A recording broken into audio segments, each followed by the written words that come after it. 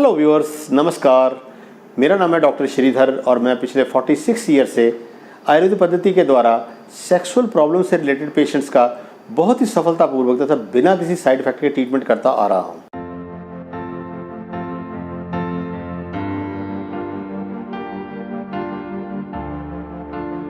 मेरे बहुत से व्यूअर्स मुझे शीघ्र पतन या प्री मैच्योर इजैकुलेशन तथा पूरे इरेक्शन के बारे में बहुत से क्वेश्चन पूछते रहते हैं।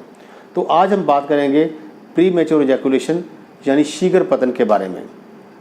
तो इसको समझने से पहले मैं आपको सेक्सुअल इंटरकोर्स के बारे में थोड़ा सा जानना बहुत ज़्यादा ज़रूरी है। सेक्सुअल इंटरकोर्स के मेनली 3 फेजेस होते हैं। Number 1 excitement phase, number 2 plateau phase, number 3 orgasm and ejaculation phase. हमारी 5 इंद्रियां हैं, touch, taste, hear, smell, seeing. जब हम अपने पार्टनर को टच करते हैं, टेस्ट करते हैं, स्मेल करते हैं, देखते हैं, सुनते हैं, तो हमारी 5 इंद्रियां जो है वो उत्तेजित होती हैं और हमारे ब्रेन के अंदर एक हार्मोनल थ्रिल पैदा होती है जिसे हम जोश भी कह सकते हैं। ये हार्मोनल थ्रिल हमारे ब्रेन से हमारी स्पाइनल कॉर्ड यानी पीठ से होती हुई हमारे लिंग तक पहुंचती है और लिंग में तनाव आना शुरू हो जाता है। इसे कहते हैं एक्साइटमेंट फेज। इसके बाद हम अपनी इंद्रियों को बारी बारी से स्टिमुलेट करते हैं, उत्तेजित करते हैं या तृप्त करते हैं, तो वैसे वैसे एक्साइटमेंट जो है बढ़ती जाती है। जैसे जैसे एक्साइटमेंट बढ़ती जाती है वैसे वैसे जो लिंग का तनाव है वो भी बढ़ता जाता है। तो इसको कहते हैं फोर प्ले या प्लेट्यू फेस। जब ये प्लेट्यू फेस या फोर प्ले अपनी चरम सीमा तक पहुंच जाता है, पीक तक पहुंच जाता है, तो फिर शुरू होता है पेनिट्रेशन का फेस। पेनिट्रेशन में जो मेल है वो अपना ऑर्गन फीमेल की वजाइना के अंदर पेनिट्रेट करता है या इंसर्ट करता है। तो इस समय से शुरू होकर जब तक मेल पर्सन जो है वो इजैकुलेट नहीं होता, इस टाइम को हम कहते हैं intra vaginal ejaculatory latency period, IELT. यानी वो टाइम जब से मेल पर्सन का जो लिंग है वो औरत की वजाइना के अंदर गया और उसके बाद जब तक वो इजैकुलेट नहीं हुआ, तो इस सारे पीरियड को इंट्रा वजाइनल लेटेंसी पीरियड कहा जाता है।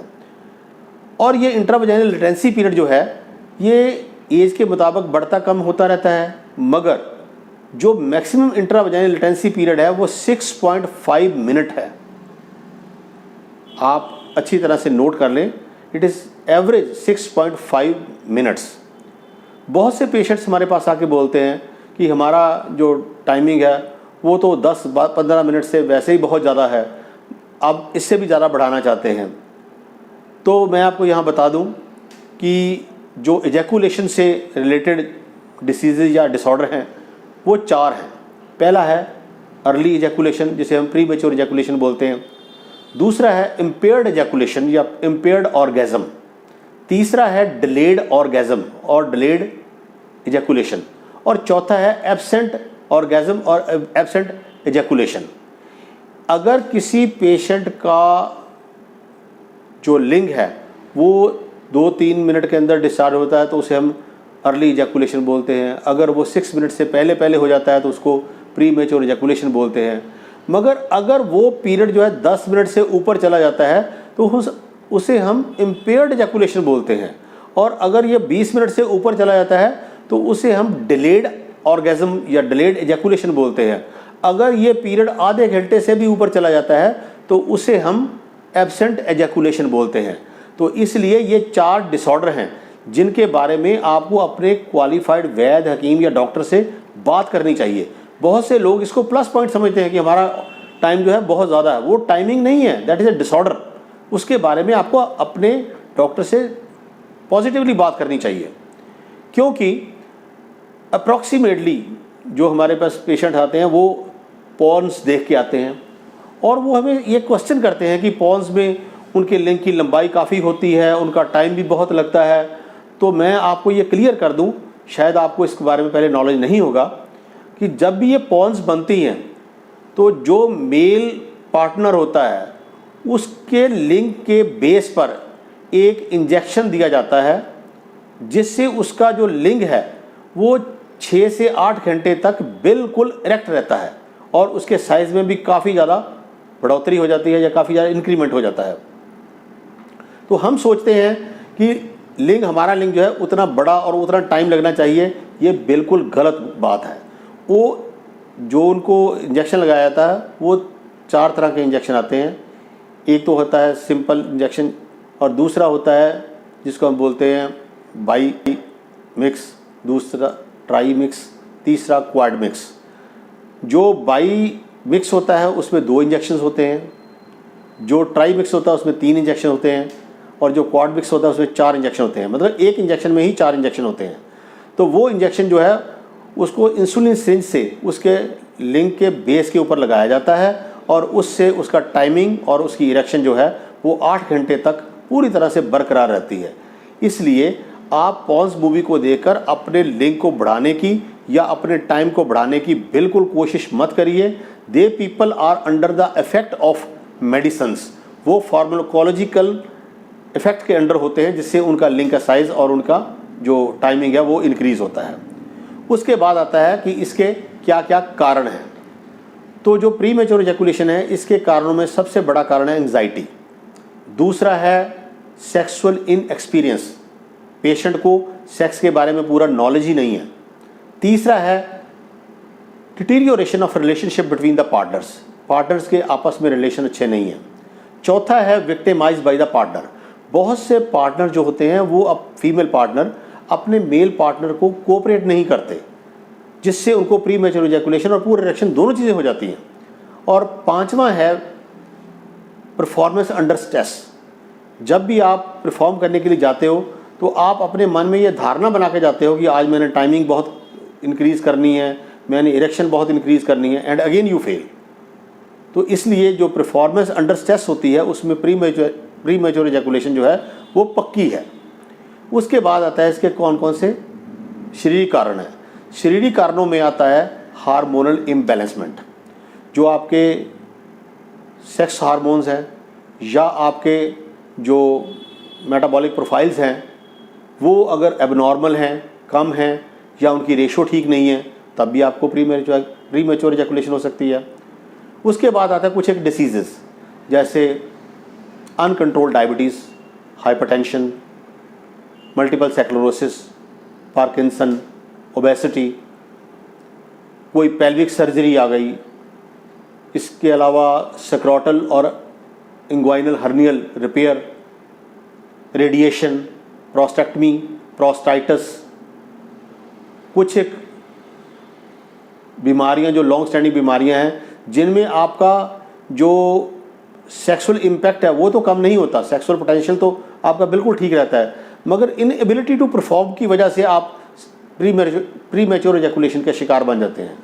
तो इसलिए ये बीमारियां जिनमें सेक्सुअली ट्रांसमिटेड डिसीज़ भी आती हैं, कुछ एक लोकल पैथोलॉजीज़ भी हैं जैसे फाइमोसिस वगैरह। तो नेक्स्ट आता है ड्रग्स। ड्रग्स में आता है alcohol, tobacco, smoking, cocaine, marijuana, recreational drugs, heroine.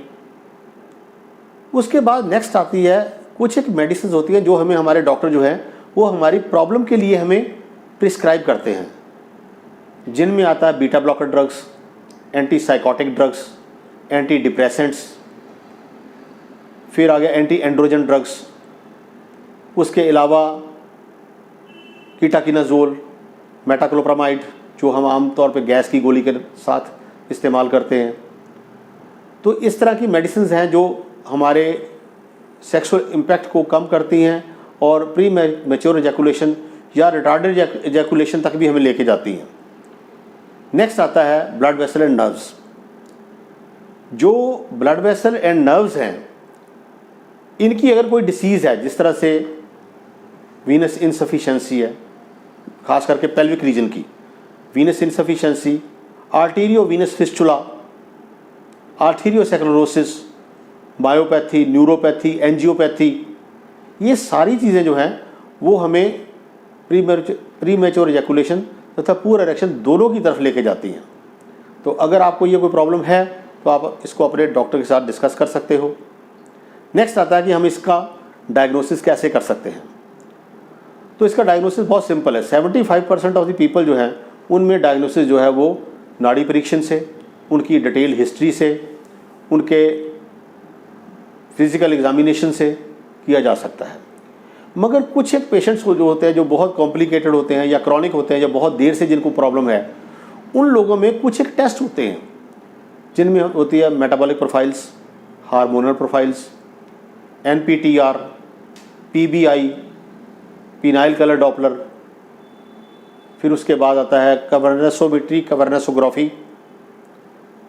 ऐसे कुछ एक टेस्ट हैं जिनको करवाने के बाद हम बिल्कुल पिन पॉइंट डायग्नोसिस कर सकते हैं कि इस प्रीमेच्योर इजैकुलेशन तथा पुअर इरेक्शन या इरेक्टाइल डिसफंक्शन का प्रॉपर या पिन पॉइंट कॉज क्या है। और जब हमें कॉज का पता लग जाता है तो फिर उसका ट्रीटमेंट करना ज़्यादा मुश्किल नहीं होता, and that's very simple. Next आता है इसका ट्रीटमेंट पार्ट। ट्रीटमेंट पार्ट में आयुर्वेद में इसके लिए हम रसायन, बाजीकरण, उत्तेजक, शुक्रल, स्तंभक, शामक ये द्रव्य देते हैं। इन द्रव्यों में जो मेन है वो है सफ़ेद मूसली, शतावर, अश्वगंधा, कौंच बीज, कोट, जायफल, जवित्री, अकरकारा, ताल मखाना, मखाना, मुश्कदाना, जौ, इंद्रजौ, सोना पाठा, शिलाजीत, केसर, कुछ एक भस्में। तो ये जो जितने भी द्रव्य हैं इनको अपनी मर्ज़ी से इस्तेमाल नहीं करना चाहिए।